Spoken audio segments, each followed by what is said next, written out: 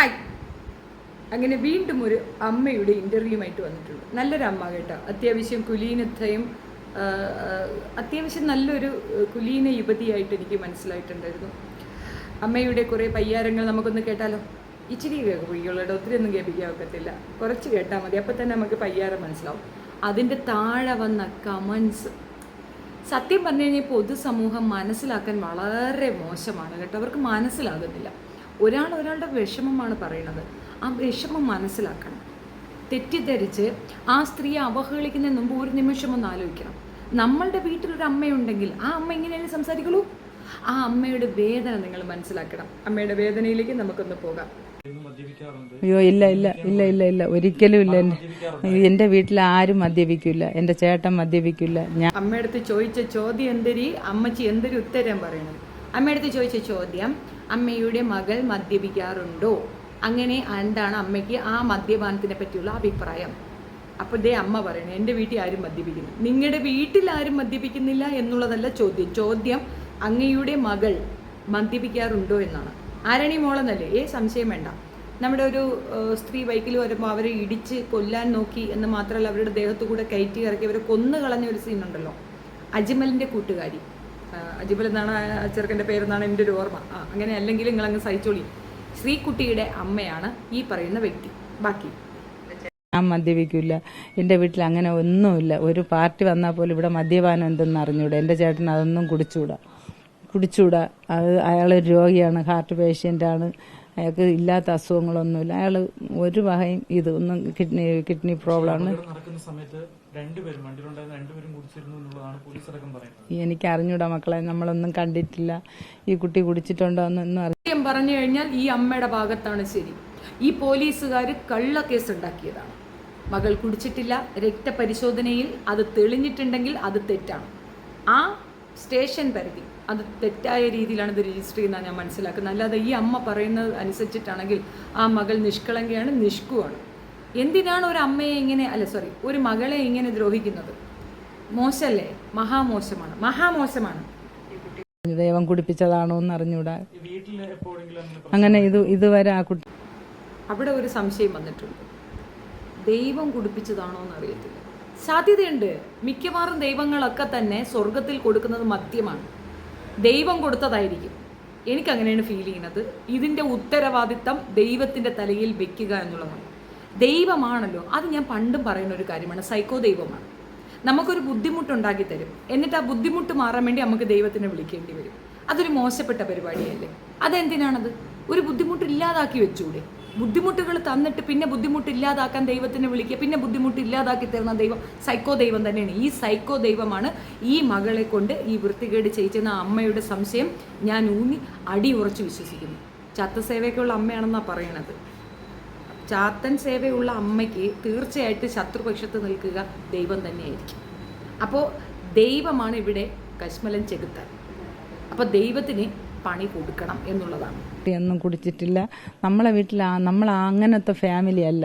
എൻ്റെ വീട്ടുകാരിൽ അവിടെ എൻ്റെ അച്ഛൻ നമ്മളെ ഫാമിലി ആരും കുടിക്കുന്ന പാർട്ടിയല്ല. ഇവിടെ അതേപോലെ തന്നെ. ഇവിടെ ആരും ഈ ഫാമിലിയിലുള്ള ഒരൊറ്റ മനുഷ്യർ വെള്ളം അടിക്കുന്ന പാർട്ടിയില്ല. അളിയന്മാരായാലും ശരി തന്നെ, ചേട്ടൻ്റെ സഹോദരിമാരെ ഭർത്താക്കന്മാരായാലും ശരി തന്നെ, അവരുടെ മക്കളായാലും ശരി തന്നെ, ആരും കുടിക്കുന്നവർ ഈ ഫാമിലിയിലില്ല. ആരോടെങ്കിലും ചോദിച്ചാൽ മനസ്സിലാക്കുക. ആരും കുടിക്കില്ല. ഈ വീട്ടിനകത്ത് അങ്ങനെ ഒരു കുടിയെന്ന് പറയുന്ന കുപ്പിയൊന്നും എൻ്റെ വീട്ടിനകത്തില്ല. നിങ്ങൾ കയറി നോക്കിക്കൊള്ളി. ഒരൊറ്റ കുപ്പി പോലും ഈ പ്രദേശത്തില്ല. കാരണം എന്ന് വെച്ചാൽ നമ്മൾ കുടി പാർട്ടി അല്ല. നമ്മൾ മാന്യമായിട്ട് ആരെയും ദ്രോഹിക്കാതെ നമ്മൾ ജീവിക്കുന്നതാണ്. എൻ്റെ കടയിൽ ആ നാട്ടിൽ പോലും ഒരാളും കള്ളു കുടിക്കത്തില്ല. നിങ്ങൾക്ക് വിശ്വസിക്കാമെങ്കിൽ വിശ്വസിച്ചാൽ മതി, നല്ല സൗകര്യം ഉണ്ടെങ്കിൽ വിശ്വസിച്ചാൽ മതി. ഒരു നിർബന്ധവും ഇല്ല. ഞങ്ങൾ സത്യമേ പറയുള്ളൂ. ആ നാട്ടിൽ പോലും ഒരാൾ കള്ളു കുടിക്കത്തില്ല. അങ്ങനെയുള്ളൊരു നാട്ടിൽ ജനിച്ച നെയ്യാറ്റിങ്ങരയുള്ളവർക്ക് കള്ളു കുടിക്കത്തില്ലല്ലേ? ശരിയായിരിക്കും. ആകോട്ടെ. ആ ഒരു കട നടത്തിക്കൊണ്ട് അതിനെ നശിപ്പിച്ചു. ഈ അപകടം നടന്നതിന് ശേഷം വണ്ടി റിവേഴ്സ് എടുത്ത് വീണ്ടും കയറ്റാനായിട്ട് പറഞ്ഞ ശ്രീകുട്ടിയാണ്. അയ്യോ, ഒരിക്കലും ദൃക്സാക്ഷികൾ നിർത്താനാണ് പറയൂ. അല്ലാതെ എൻ്റെ മോള് എടുത്തോണ്ട് പോകാൻ പറയില്ല, ഒരിക്കലും പറയില്ല. മോനെ, പാവപ്പെട്ട ഒരു സ്ത്രീയെ കൊല്ലാൻ വേണ്ടി അവൾ ഒരിക്കലും പറയില്ല. ആ ദൃക്സാക്ഷികൾക്കെതിരെ കേസ് കൊടുക്കണം പിള്ളേച്ച. കള്ളന്മാരാണ് അവര്. നിർത്താൻ പറഞ്ഞിട്ട് നിർത്തിയിട്ട് പിന്നെ എടുത്തോണ്ട് പോകുന്ന ഈ മകൾ പറഞ്ഞിട്ടില്ലാത്തത് പറഞ്ഞു എന്ന് ദൃക്സാക്ഷികൾ പറഞ്ഞു. മനസ്സിലായില്ലേ അല്ലേ? ഒന്നും കൂടെ പറയാം. അതായത് വണ്ടി നിർത്താൻ മകളാണ് പറഞ്ഞത്. അപ്പോൾ ദൃക്സാക്ഷികൾ വന്ന് പറഞ്ഞ് വണ്ടി നിർത്തരുതെന്ന്. അപ്പോഴും മകള് പറഞ്ഞു നിർത്തുന്നു. ദൃക്സാക്ഷികൾ പറഞ്ഞു നിർത്തരുതെന്ന്. അങ്ങനെ ദൃക്സാക്ഷികളുടെ ഒരു ബഹളം കാരണമാണ് വണ്ടി എടുത്തുകൊണ്ട് പോയത്. ഇവിടെ പ്രതി ആരാണ്? ശ്രീകുട്ടിയല്ല, ആ ദൃക്സാക്ഷികളാണ്. പോയിന്റ് നോട്ട് ചെയ്യണം.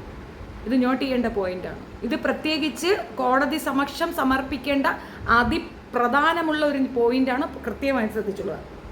പക്ഷെ അങ്ങനെയാണ് ഇപ്പം ദൃക്സാക്ഷികൾ പറയുന്നത്. ദൃക്സാക്ഷികൾ നിർത്താൻ പറഞ്ഞതായിരിക്കും, കൈയെടുത്ത് നിർത്താനായിട്ട് പറഞ്ഞായിരിക്കും. അല്ലാതെ എടുത്തോണ്ട് പോവാൻ എൻ്റെ പൊന്നു മക്കൾ പറയില്ല.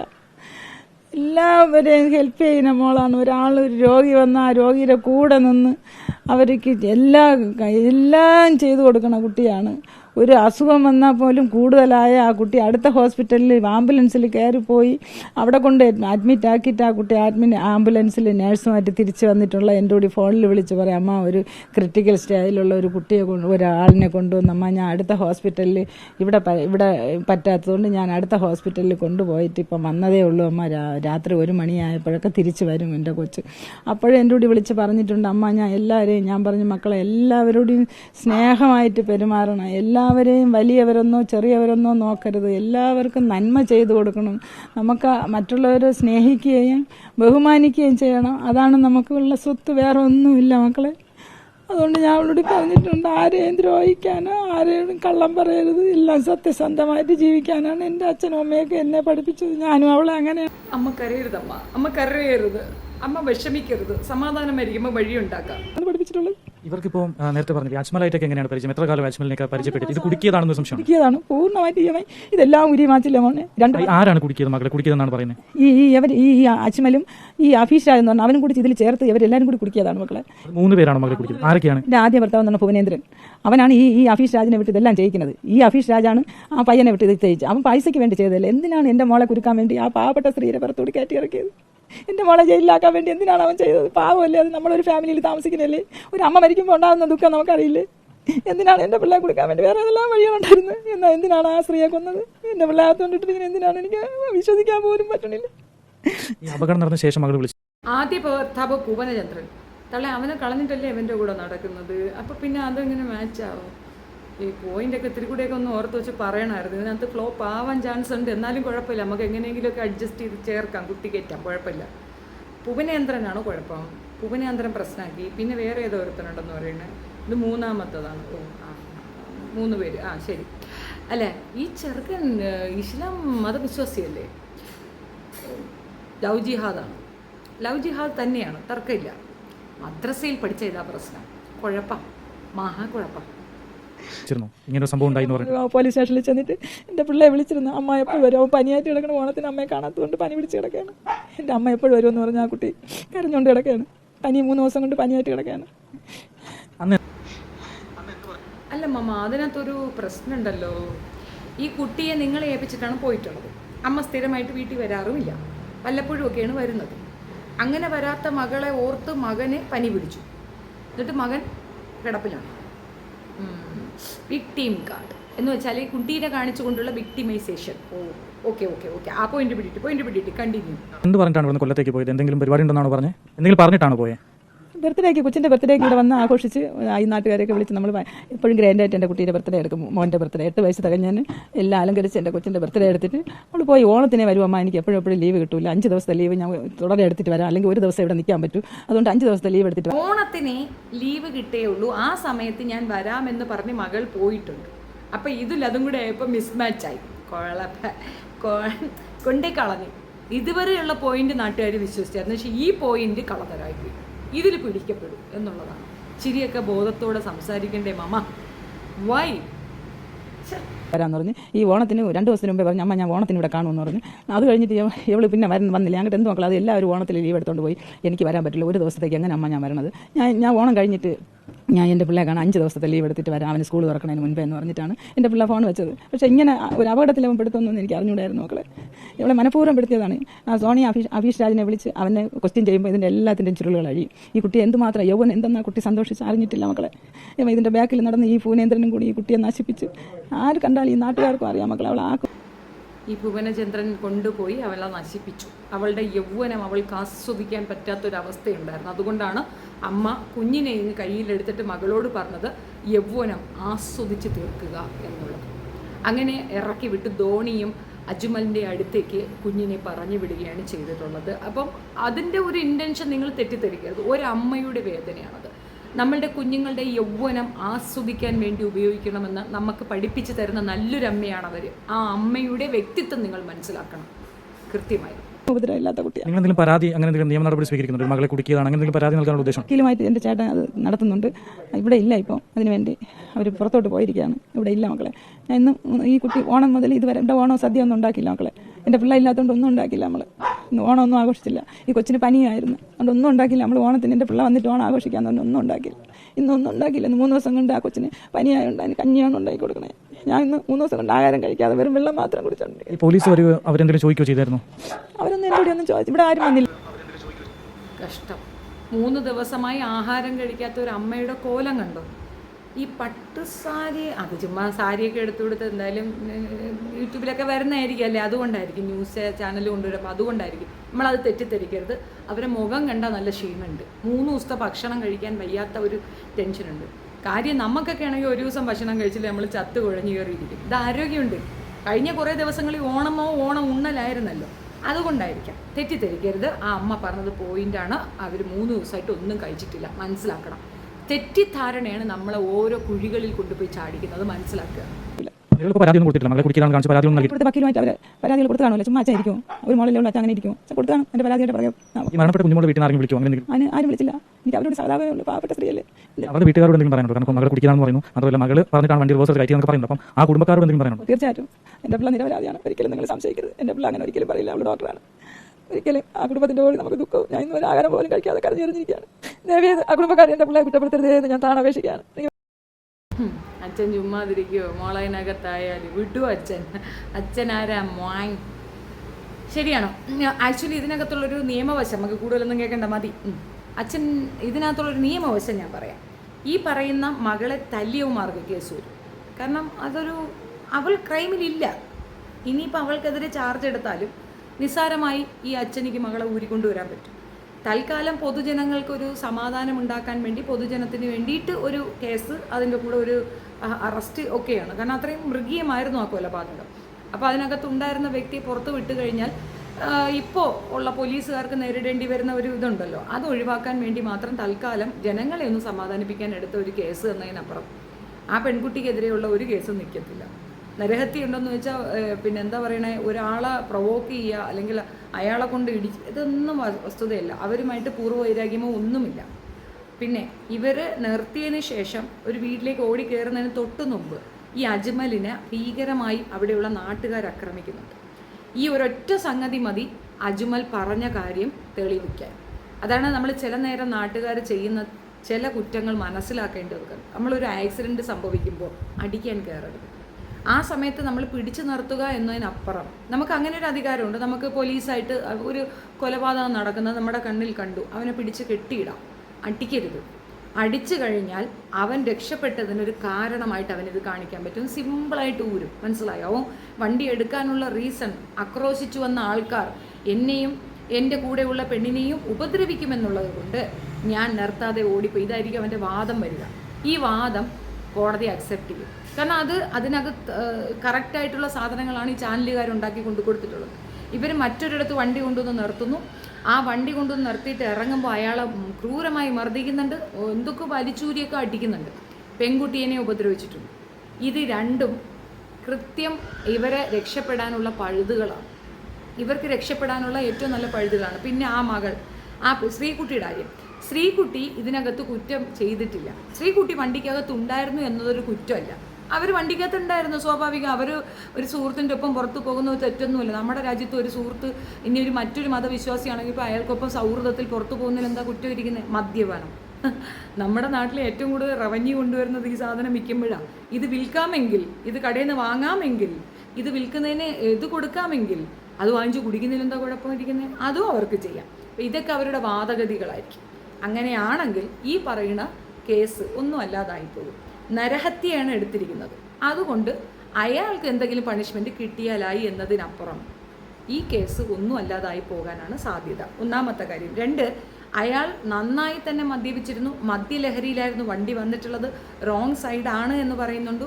ഈ റോങ് സൈഡിൽ കയറി അവരെ ആക്രമിക്കാനുള്ള കാരണം പെട്ടെന്നുള്ള ഇവരുടെ ക്രോസിംഗ് ആണെന്ന് പറയാം. വാദഗതിയാണ് പറയണത്, അല്ല തർക്കമല്ല പറയണത്. ആ അമ്മയ്ക്ക് നഷ്ടപ്പെട്ടത് അല്ലെങ്കിൽ ആ അമ്മയെ നഷ്ടപ്പെട്ട ആ കുടുംബത്തിന് വേണ്ടി എന്തെങ്കിലും ചെയ്താൽ അത് ഒരു പ്രയോജനമായിരിക്കും എന്നതിനപ്പുറം ഇതൊക്കെ നമുക്ക് കുറച്ച് ദിവസത്തെ കണ്ടന്റ് അല്ലെങ്കിൽ നമുക്ക് കുറച്ച് ദിവസത്തെ വാർത്ത, അതിനപ്പുറം ഒന്നുമില്ല. എല്ലാവരും ഇതൊക്കെ മറന്നു പോകും, അത്രയേ ഉള്ളൂ. ഈ ആ പറയുന്ന സ്ത്രീ, മരണപ്പെട്ട സ്ത്രീ, അവർ സത്യം പറഞ്ഞൊരു സോഷ്യൽ സർവീസിലുള്ള ആളായിരുന്നു.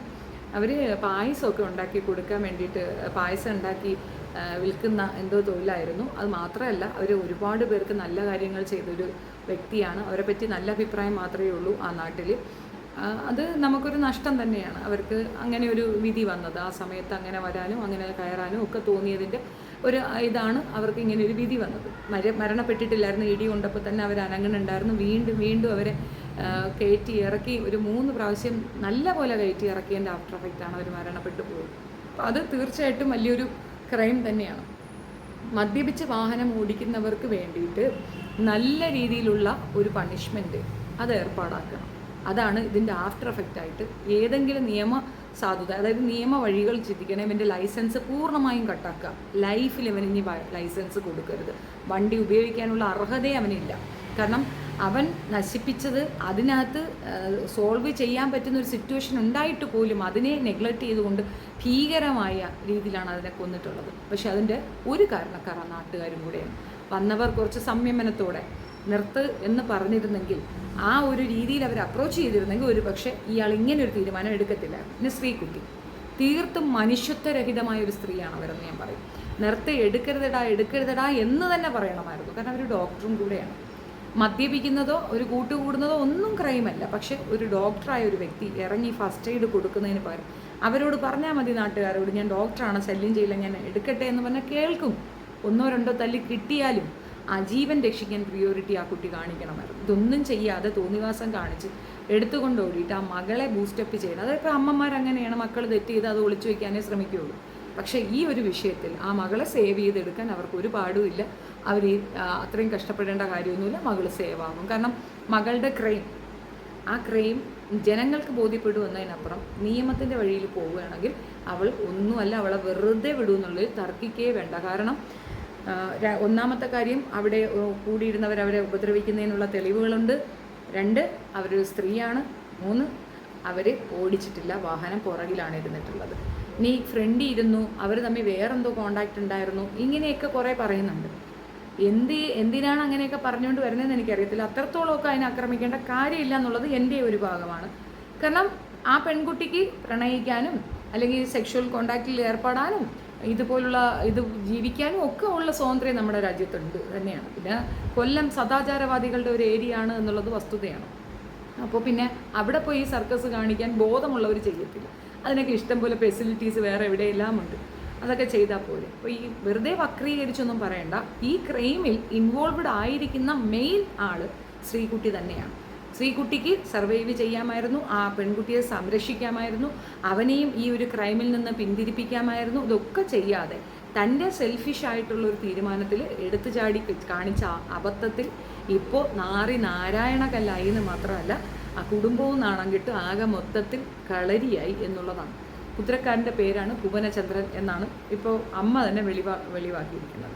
ഈ ഒരു അവസ്ഥയിൽ പോലും വന്നിരുന്നു കൊണ്ട് ഈ രീതിയിൽ ഒരു പട്ടുസാരിയൊക്കെ എടുത്തു വന്നിരുന്ന കാര്യം പറയാൻ തോന്നിയ ആ മഹാമനസ്കത നമ്മൾ കാണാതെ പോകരുത്. കാരണം മകൾ ജയിലിൽ കിടക്കുകയാണല്ലോ. അപ്പോൾ അമ്മ പട്ടുസാരിയിലൊക്കെ വന്നിരുന്നാലേ ഒരു ഗുമ്മുള്ളൂ. അപ്പോൾ ആകെ മൊത്തത്തിൽ തെറ്റ്, കുഴപ്പം എവിടെ നിന്നാണെന്നുള്ളതിൻ്റെ തെളിവാണ് ഈ അമ്മയുടെ ആ interview. And that's for today. നിങ്ങളുടെ അഭിപ്രായം കമൻറ്റിൽ രേഖപ്പെടുത്തുക. ആൻഡ് പ്ലീസ് സഭ്യമായിട്ട് എഴുതിയാൽ ഞാൻ സഭ്യമായി മറുപടി തരുന്നതായിരിക്കും. അല്ലാത്ത പക്ഷം എൻ്റെയും സഭ്യത വളരെ കുറവാണ് ചില നേരം. അപ്പം ഞാനും തിരിച്ചെന്തെങ്കിലും പറയും, വെറുതെ എന്നെ കൊണ്ടുവരൊന്നും ചെയ്യിക്കരുത്. ഇഷ്ടപ്പെടുകയാണെങ്കിൽ ലൈക്ക് ചെയ്യുക, ഷെയർ ചെയ്യുക and subscribe my channel. Bell ബട്ടണിൽ ഓൾ എന്ന ഓപ്ഷൻ അടിച്ചാൽ ഞാനിടുന്ന അപ്ഡേഷൻ ഉടനെ തന്നെ നിങ്ങൾക്ക് കിട്ടുന്നതായിരിക്കും. Thank you.